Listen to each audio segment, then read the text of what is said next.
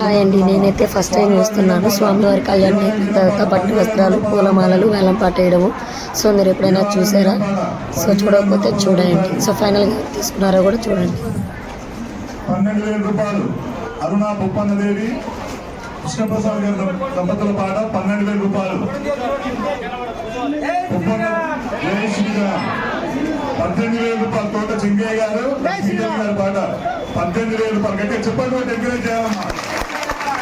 జై శ్రీరామ్, జై శ్రీరామ్, జై శ్రీరామ్. తోట చెంగయ్య గారు లక్ష్మీదేవి గారి పాట 18,000. గట్టిగా చప్పట్లతో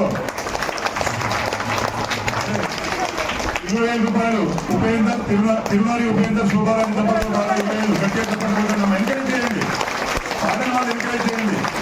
పాట ద్వారా వచ్చిన ప్రతి రూపాయలు కూడా దేవాలయ అభివృద్ధికే ఉపయోగపడుతుంది కాబట్టి మీరందరూ ఎంకరేజ్ చేయాలి. జై శ్రీరామ్, జై శ్రీరామ్. తిరుమల ఉపేందర్ శోభారాణి దంపతుల పాట 20,000.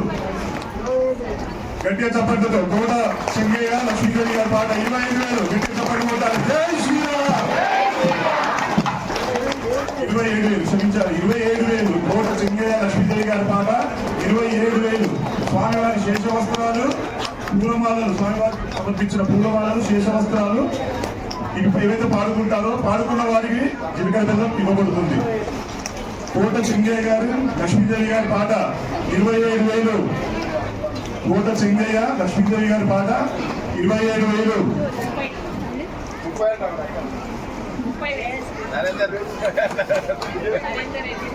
నరేందర్ రెడ్డి కీర్తి దంపతుల పాట 30,000. గట్టిగా చప్పట్లు కొట్టాలి. జై శ్రీరామ్, జై శ్రీరామ్, జై శ్రీరామ్. నరేందర్ రెడ్డి గారు జయంతి గారి పాట 30,000 రూపాయలు. శేషవస్త్రాలు, పూలదండలు ఎవరైతే ఈ పాటలు తీసుకుంటారో పాడుకుంటారో వారికే చిలకల బెల్లం ఇవ్వబడుతుంది.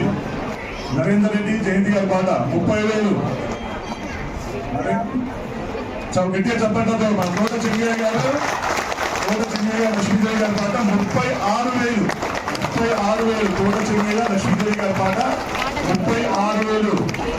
జై శ్రీరామ్. గట్టిగా 5 వరకు పడాలి. జై శ్రీరామ్, జై శ్రీరామ్, జై శ్రీరామ్. తోట చెంగయ్య లక్ష్మీదేవి గారి పాట 36,000. తోట చెంగయ్య గారు లక్ష్మీదేవి గారి పాట 36,000. ఎవరైతే ఈ శేషవస్త్రాలు, దండలు, వేలుపాటలు తీసుకుంటారో వారికే చిలకల బెల్లం ఇవ్వబడుతుంది.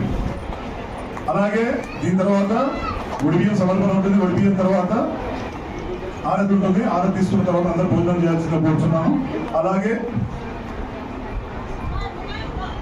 కట్టాలు, మా చెంగయ్య సార్ గారు కట్టాలు అడుగుతున్నారు. స్వామివారి కళ్యాణం చూసాక కట్టం సమర్పించాలి కదా అడుగుతున్నారు.